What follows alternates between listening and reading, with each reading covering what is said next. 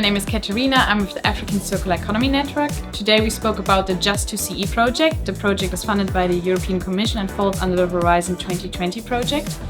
Today we've actually presented the results of the project that has been ongoing since a few years and will be closed off this year. We also had a look at the supply chain tool today, which is also freely available on our website.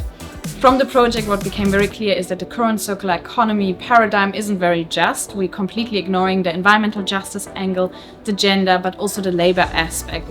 At the moment, the circular economy is framed as that exponential growth is possible, and also that technology is kind of saving us, which is obviously not the case. We all need to decrease our growth as well, but in a developing world context, that's also quite a contentious topic. So we need to figure out how can we develop in a sustainable manner by taking the social dimension into consideration.